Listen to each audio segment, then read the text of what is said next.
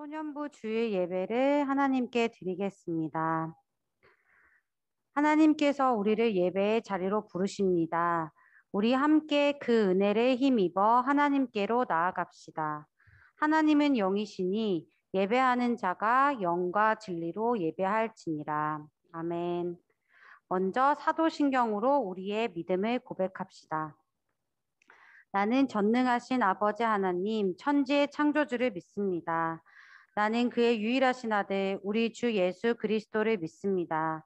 그는 성령으로 잉태되어 동정녀 마리아에게서 나시고 본디오 빌라도에게 고난을 받아 십자가에 못 박혀 죽으시고 장사된 지 사흘 만에 죽은 자 가운데서 다시 살아나셨으며 하늘에 오르시어 전능하신 아버지 하나님 우편에 앉아 계시다가 거기로부터 살아있는 자와 죽은 자를 심판하러 오십니다. 나는 성령을 믿으며 거룩한 공교회와 성도의 교제와 죄를 용서받는 것과 몸의 부활과 영생을 믿습니다. 아멘. 우리 함께 음악과 노래로 우리의 마음을 담아 하나님을 찬양합시다. 도현도 선생님께서 기도해 주시겠습니다.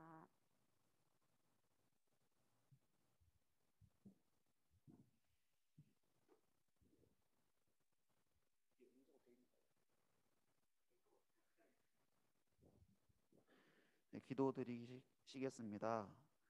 사랑의 하나님, 오늘도 다 함께 온라인으로 예배 드릴 수 있게 해주심 너무나도 감사드립니다. 코로나가 계속되고 있는 가운데 벌써 1년의 반이라는 시간이 지나가고 있습니다. 학업과 일상생활이 불과 2년 전과는 너무나도 다르게 흘러가고 있고 아이들은 한창 밖에서 친구들과 뛰어놀 시기에 너무나도 안타까운 시기를 보내고 있습니다. 이제는 온라인으로 수업하는 것과 집에 있는 시간이 더 익숙하게 되었고 백신이 나왔다곤 하지만 아직은 끝을 알 수 없는 싸움을 계속해서 하고 있습니다. 주님께서 이 사태를 하루빨리 잠잠해질 수 있도록 도와주세요. 그리고 주변에 코로나로 고통받고 있는 사람들이 있다면 치유해 주세요. 오늘 설교를 전해주실 전도사님께 힘을 주시고 오늘 예배 가운데 함께 해주세요. 주님, 교회에서 다 같이 예배 드릴 수 있는 날이 하루빨리 오기를 희망합니다. 항상 소년부를 지켜주시고 사랑해주시는 예수님의 이름으로 기도합니다. 아멘.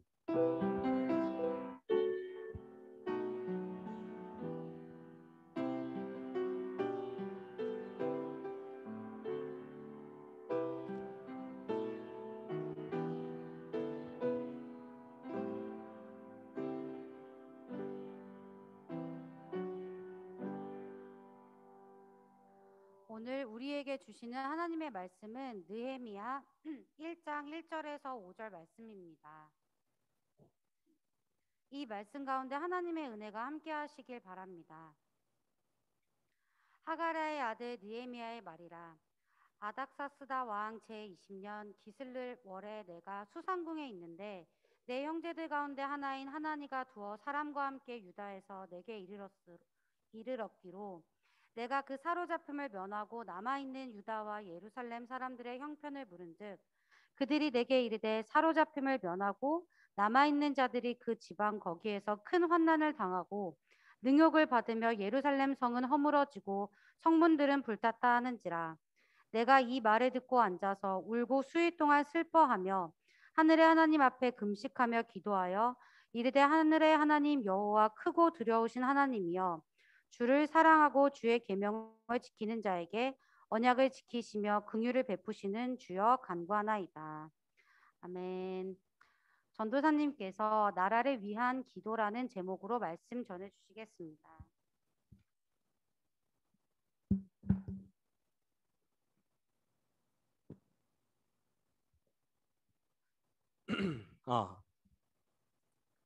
자, 잠시만요.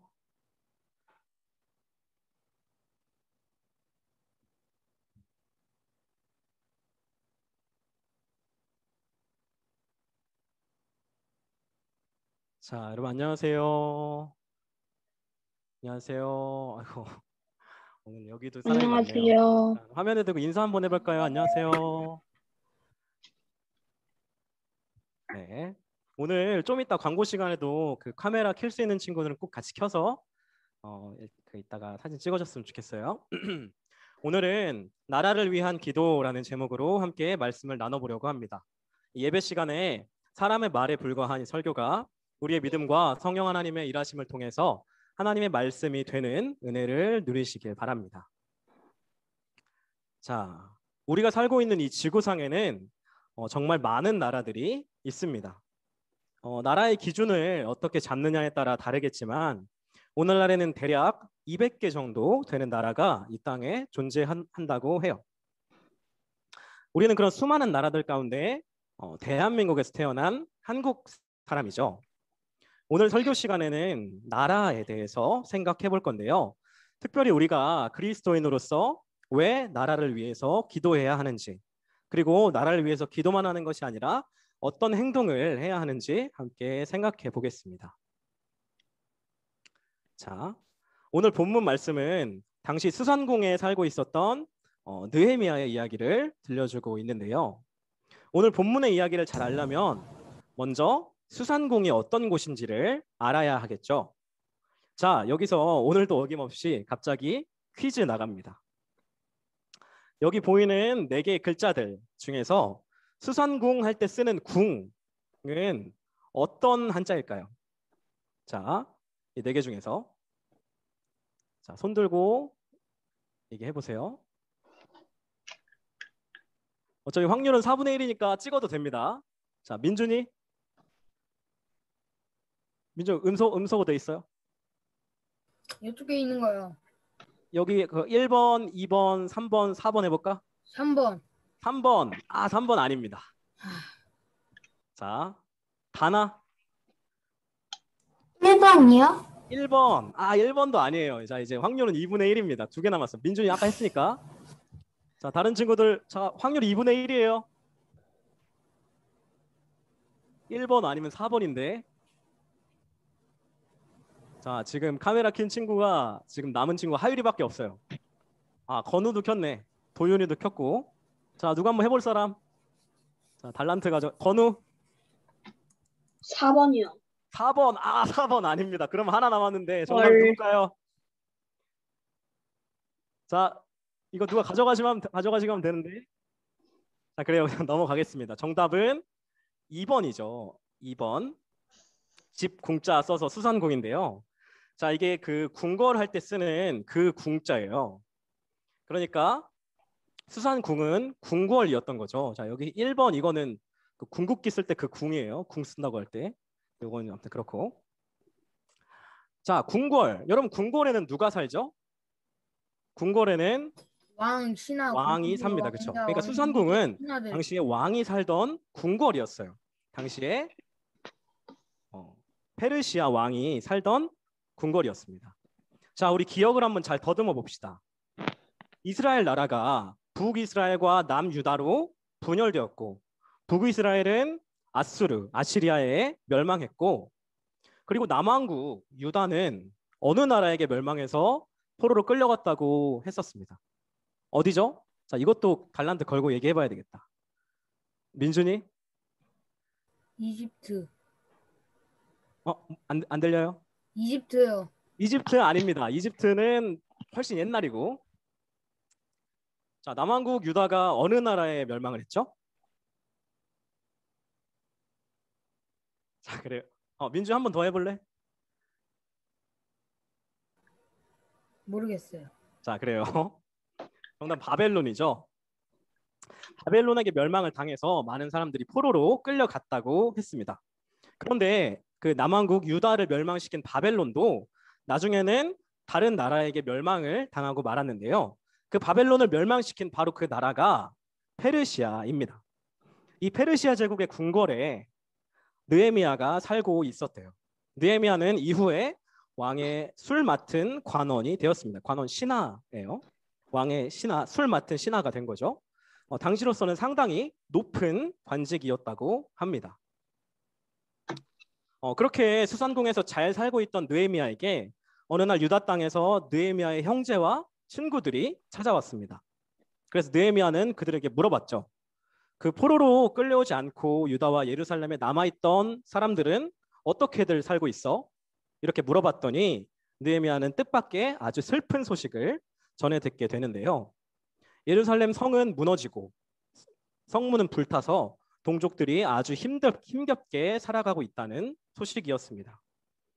여기 그림에 나오는 것처럼 느헤미야는 그 소식을 듣고 주저앉아서 울었습니다. 그리고 며칠 동안 그렇게 울면서 하나님께 기도했어요. 아마도 무너진 우리나라를 회복시켜달라는 기도였겠죠. 그 다음엔 어떻게 됐을까요? 하나님께서 느헤미야의 기도를 들으시고 느헤미야를 유다 땅으로 보내셔서 느헤미야로 하여금 무너진 성벽과 성문을 재건하도록 인도하셨습니다. 언제나처럼 하나님은 사람을 통해서 그분의 일을 이루셨고 느헤미야가 그렇게 하나님께 쓰임을 받아서 무너진 나라를 자기 손으로 회복시킨 거죠. 자, 여기까지가 본문의 이야기였습니다. 느헤미야는 나라를 위해 눈물과 금식으로 기도했고 또한 나라를 위한 행동을 실천했습니다. 그렇다면 또 이 질문이 빠질 수가 없겠죠. 왜 그래야 할까요? 우리가 느헤미야를 본받아야 되는 건 알겠는데 그렇다면 왜 우리가 나라를 위해 왜 기도하고 왜 행동해야 하는 걸까요? 자, 우리 함께 생각해 봅시다. 여러분, 갈등이라는 말 잘 알고 있죠? 갈등 무슨 뜻이죠? 뭔가 서로 간의 의견 같은 것들이 잘 맞지 않아서 화합하지 못하고 충돌하고 있다는 뜻인데요. 갈등할 때 여기서 갈은 그 식물 칡을 가리키는 말이고 등은 말 그대로 등나무를 가리키는 말이에요. 사진에서 보는 것처럼 둘 다 여기 이제 막 덩굴 식물이죠, 그렇죠? 여기 막 이게 감고 있는데 덩굴 식물이라서 이렇게 무언가를 감으면서 자라고 있죠. 만약 어떤 곳에 칡만 있거나 등나무만 있으면 문제될 텐데 칡이랑 등나무가 같이 있으면 서로 얽히고 설켜서 아주 엉망이 되겠죠. 갈등이 바로 이런 걸 말하는 거예요. 서로 다른 존재가 같이 있을 때 생기게 되는 아주 복잡하고 어려운 무언가. 자, 그런데 우리 모두는 다 하나님께서 너무도 독특하고 특별하게 만든 존재잖아요. 그 말인즉슨 우리는 모두가 서로 다르다는 얘기고 따라서 사람들이 같이 있으면 반드시 갈등은 생기게 돼 있습니다. 그런데 이게 두 사람이나 세 사람이 모인 곳에 갈등이 생기면 어떻게든 대화로 잘 해결하면 되잖아요, 그렇죠? 그런데 인류의 역사 속에서 사람들은 점점 늘어났고 사람들이 그렇게 점점 많아지니까 그 갈등을 한 사람의 힘으로는 해결할 수 없는 지경에 이르게 된 거예요. 그리고 그런 갈등 상황 속에서 피해를 받는 쪽은 항상 약자였습니다. 그래서 약자를 보호하고 갈등을 해결하기 위해서 나라가 생겨났어요. 하나님께서 나라를 그렇게 만드신 거죠. 자, 우리 로마서 13장 1절 말씀 누가 한번 읽어볼까요? 자, 방금 하윤이 잠깐 카메라 켰었던 것 같은데 하윤이 한번 읽어볼까요?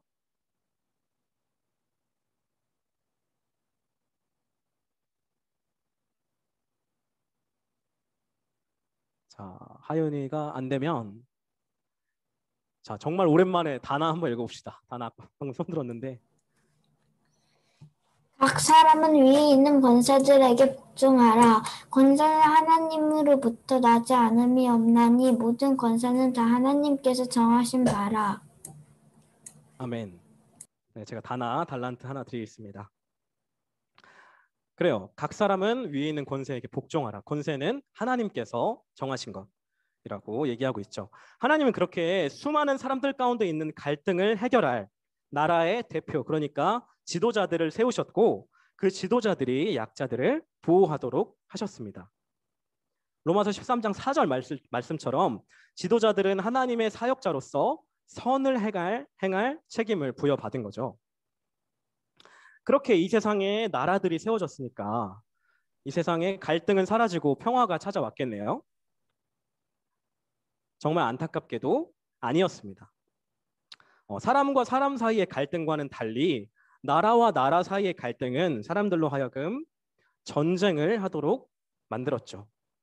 우리나라도 1950년 6월 25일에 전쟁을 겪었는데요. 6.25. 전쟁, 6.25 전쟁이죠.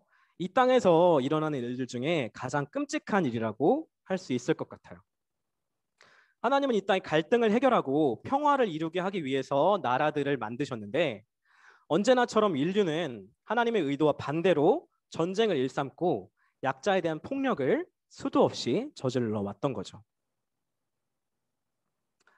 이제 말씀을 마무리하려고 하는데요. 우리는 왜 나라를 위해서 기도해야 할까요? 우리가 속한 나라가 하나님의 뜻에 따라서 약자들을 보호하고 갈등들을 해결하는 제 역할을, 제 기능을 잘 수행하게 하기 위해서입니다. 느헤미야는 무너진 성벽과 성문을 재건했죠. 성벽과 성문은 왜 필요한가요? 약자들을 보호하기 위해서입니다. 성벽으로는 연약한 사람들을 지키고 성문으로는 그 바깥의 약한 사람들을 국가의 보호 아래로 받아주기 위해서 성벽과 성문이 존재하는 건데요. 그게 바로 본래 기능인 거죠. 그런데 타락한 인류의 역사 속에서 성벽과 성문은 정반대의 기능을 수행해 왔습니다. 성벽은 소외된 사람들이 들어오지 못하도록 하는 진입 장벽이 되었고 성문은 나라 안에 있는 가난한 사람들을 내쫓는 데 사용되었습니다. 그리고 우리가 믿는 예수님도 그렇게 성문 밖에서 쫓겨나서 십자가에 달려 죽으셨죠. 예수님을 믿는 우리 그리스도인들은 그래서 더욱 나라를 위해 기도해야 합니다. 더 이상 나라가 약하고 가난한 사람들을 핍박하지 않도록 우리나라가 하나님의 뜻대로 이 땅에 평화를 이루는 나라가 될 수 있도록 기도해야 합니다. 특별히 우리는 71년 전 전쟁의 아픔이 오늘날까지도 이어지고 있는 나라에 살고 있잖아요. 그렇기 때문에 더더욱 이 땅과 세계의 평화를 위해서 기도할 필요가 있는 거죠. 자, 우리 이사야 2장 4절 말씀 누가 한번 읽어볼까요? 자, 카메라 안 킨 친구들 중에 오랜만에 예일이 혹시 읽을 수 있으면 읽어줄래요? 그가 열방 사이에 판단하시며 많은 백성들을 판결하시리니 우리가 그들의 칼에 쳐서 보습을 만들고 그들의 창에 쳐서 낫을 만들 것이며 이 나라와 저 나라가 다시는 칼을 들고 서로 치지 아니하며 다시는 전쟁을 연습하지 아니하리라. 아멘. 제가 예일이 달란트 하나 드리겠습니다. 하나님께서 다스리시면 전쟁은 그치고 평화가 이루어집니다. 우리는 그런 하나님 나라를 이 땅에 이뤄갈 사명을 받은 사람들이죠. 그리고 우리는 그저 나라를 위해서, 세상의 평화를 위해서 기도만 해서는 안 됩니다. 느헤미야도 나라를 위해서 기도했을 뿐 아니라 나라를 다시 회복하는 일들을 직접 실천했었죠. 우리의 모든 기도는 반드시 우리의 행동과 실천으로, 우리의 삶으로 이어져야 합니다. 비록 지금 당장은 우리가 나라를 위해서, 세계 평화를 위해서 아주 거창한 일을 할 수는 없을지도 몰라요. 그렇지만 우리 삶의 자리에서 주변의 소외된 친구들을 지켜주고 평화를 이뤄가는 것, 그것이야말로 이 땅에 나라들을 만드신 하나님의 뜻에 합당한 삶의 모습인 줄로 믿습니다. 부디 저와 여러분이 나라들을 향하신 하나님의 뜻을 온전히 깨달아 우리 나라를 위해 기도하는 한 사람이 되시기를 주님의 이름으로 축복합니다. 우리가 우리의 삶의 자리에서 소외된 이들과 함께하고 갈등을 풀어 평화를 만드는 복 있는 사람이 다 되시기를 주님의 이름으로 간절히 축복합니다. 기도하겠습니다. 사랑하는 하나님 감사합니다. 하나님께서 느헤미야를 통해서 그리스도인으로서 나라를 위해 어떤 기도와 어떤 행동을 해야 하는지 가르쳐 주셨습니다. 그렇게 우리도 느헤미야를 본받아서 이 땅의 평화와 우리 나라를 위해서 기도하고 우리가 우리 삶의 자리에서 이렇게 소외된 이들과 함께하고 평화를 이뤄가는 그런 실천을 우리 삶 속에서 할 수 있도록 우리 인도하시고 우리와 함께하여 주시옵소서. 지금 감사합니다. 예수님의 이름으로 기도드립니다. 아멘. 우리 함께 응답의 찬송을 부르겠습니다. 하나님께 우리의 예물을 드립니다. 찬송하며 봉헌하겠습니다. 우리들의 예물에 믿음 사랑 담아요. 감사합니다. 사랑합니다. 주님 받아주세요.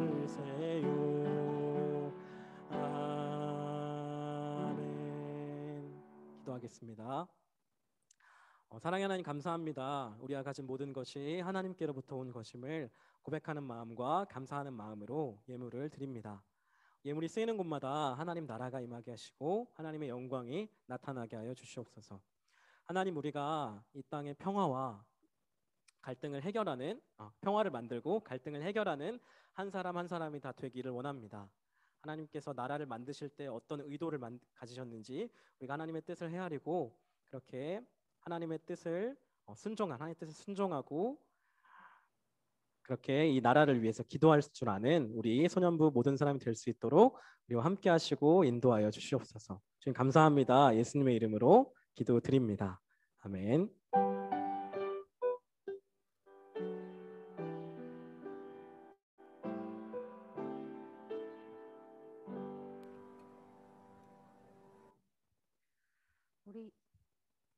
우리 함께 응답의 찬송을 부르겠습니다.